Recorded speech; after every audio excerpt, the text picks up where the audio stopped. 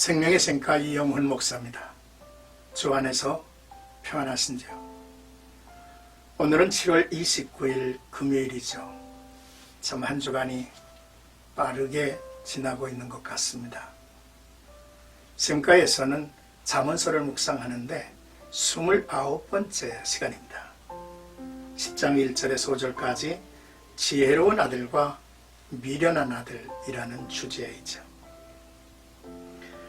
본문은 지혜로운 마음을 가진 아들과 미련한 마음을 가진 아들을 대조하고 있죠. 먼저 1절에 솔로몬의 잠언이라 지혜로운 아들은 아비를 기쁘게 하거니와 미련한 아들은 어미의 근심이니라 했습니다. 자녀가 부모의 기쁨이 되는 것은 가정도덕의 핵심이죠. 그것은 사람이 만유의 근본이신 하나님을 공경하며 기쁘게 한다는 신앙 원리에 근거를 두고 있습니다. 레위기의 말씀을 보면 노인을 공경하는 것과 하나님을 공경하는 것을 나란히 가르칩니다. 너는 셋머리 앞에서 일어서고 노인의 얼굴을 공경하며 내 하나님을 경외하라. 나는 여호와이니라 했습니다. 하나님은 부모 공경에 대해서 백성들에게 확실한 답을 받기 원하셨습니다. 이스라엘 백성들이 이제 애굽에서 나와서 하나님의 귀한 말씀을 받죠. 그 말씀 가운데 부모 공경에 대한 말씀이 참 많습니다. 너는 내 하나님 여호와께서 명령한 대로 내 부모를 공경하라. 그리하면 내 하나님 여호와가 내게 준 땅에서 내 생명이 길고 복을 누리리라 했죠. 또한 그의 부모를 경홀히 여기는 자는 저주를 받을 것이라 할 것이요 모든 백성은 아멘 이라고 응답하라 하셨습니다. 신약에 와서 사도 바울도 에베소 교회에 보낸 편지에서 자녀들아 주 안에서 너희 부모를 순종하라 했고요. 이는 약속 있는 첫 계명이니 네가 잘 되고 땅에서 장수하리라 했습니다. 부모님께 공경하고 아비를 기쁘게 해드리는 아들은 무엇으로 기쁘게 할 수 있겠습니까? 지혜로운 아들은 이라고 하는 이 표현에서 지혜로운 자가 아비를 기쁘게 한다는 말이죠. 지혜는 여호와를 경외하는 것이 근본이라 했고요. 또 하나님의 말씀에 귀를 열고 마음에 그 말씀을 두고 겸손히 순종하며 사는 삶이라 했습니다. 또한 이 지혜는 세상에서 말하는 지혜가 아니라 위로부터 내리는 지혜라 했습니다. 야고보서 3장에 보면 위로부터 난 지혜는 첫째는 성결하고 둘째는 화평하며 라고 말씀을 이어하고 있죠. 지혜로운 사람, 지혜로운 아들은 여호와를 경외하며 그의 말씀에 따라 순복하고 사는 자녀들인 것입니다. 이제 2절에서 3절까지는 불의의 재물과 의롭게 얻은 재물에 대해서 말씀합니다. 불의의 재물은 무익하여도 공의는 죽음에서 건지느니라. 여호와께서 의인의 영혼을 줄이지 않게 하시나 악인의 소욕은 물리치시느니라 했습니다. 하나님은 불의한 이익을 취하는 자를 미워하시며 당신의 나라에 지도자로 세우지 않습니다. 이스라엘이 애굽에서 나왔습니다. 광야에 큰 무리를 이룹니다. 그들에게는 조직이 필요했고 지도자가 필요했습니다. 그때 하나님께서는 이런 말씀을 하셨죠.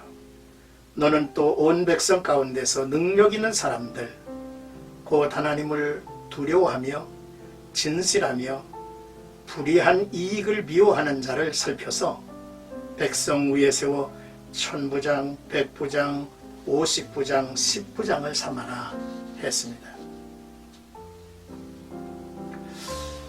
불의의 재물을 말할 때 불의의 재물은 뭘까? 이 말씀을 묵상하면서 몇 가지 정리를 했습니다. 첫째로 내 능력과 내 힘으로 얻었다는 재물, 불의의 재물이죠. 신명기 8장 17절에 보니까 그러나 내가 마음에 이르기를 내 능력과 내 손의 힘으로 내가 이 재물을 얻었다 말할 것이라. 내 하나님 기억하라. 그가 내게 재물을 얻을 능력을 주신 것이 아닌가 말씀하셨죠. 또 불의한 재물은 남의 목을 집어삼고 남의 것을 부당히 탈취한 것이라고 말할 수 있습니다. 욥기서에 이런 말씀이 있죠. 그가 재물을 삼켰을지라도 토할 것은 하나님이 그 배에서 도로 나오게 하심이라 했습니다. 그리고 지나치게 소유하고 베풀지 않는 재물은 불의한 재물입니다.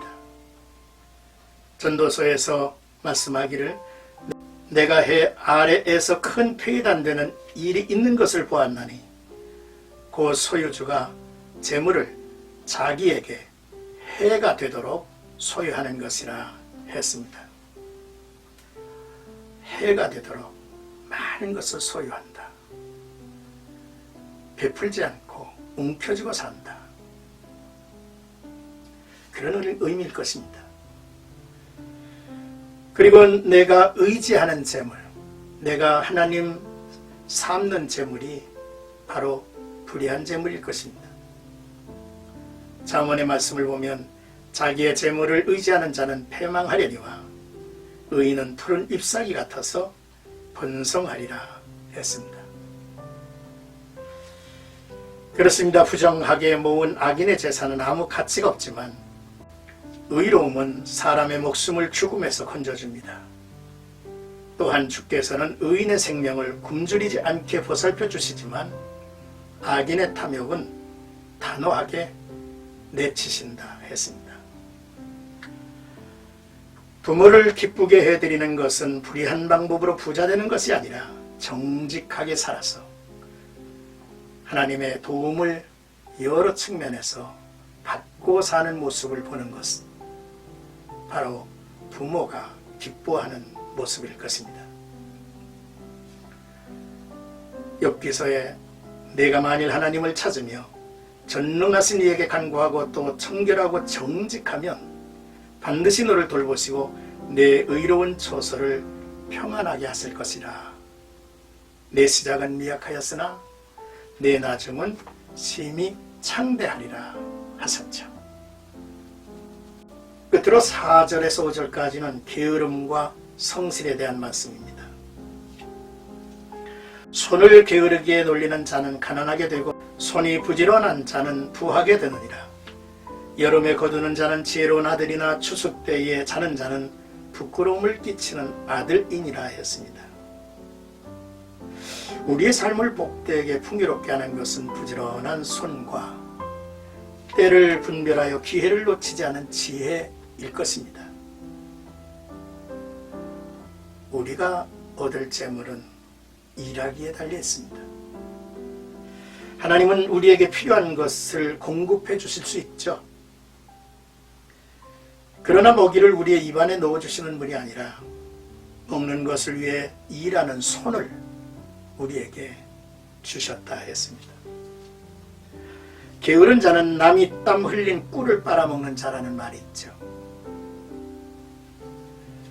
그리고 사람에게 주어진 노동은 사람의 행복과 활력을 주어서 육체의 힘 못지않게 정신적인 힘을 길러주기도 하죠. 그리고 사람이 일하는 것은 마땅히 행할 청지기의 삶의 모습입니다. 우리 모두 하나님의 청지기죠. 공상에 묻힌 게으름 가운데 빈둥댈 수가 없습니다. 우리 모두는 하나님 앞에서 세움을 해야 할 청직이 까닭이죠. 그래서 기독교는 우리로 하여금 성실하게, 부지런하게, 충성스럽게 살라고 말씀합니다. 부지런한 자는 추수의 때를 놓치지 않죠. 어리석음과 때를 분별하지 못함과 게으름은 이 모두 형제들입니다. 사랑하는 생가가족 여러분, 오늘도 우리가 부모님을 기쁘시게 해드리고 걱정거리가 되지 아니하려면 지혜로운 아들이 되어야 합니다.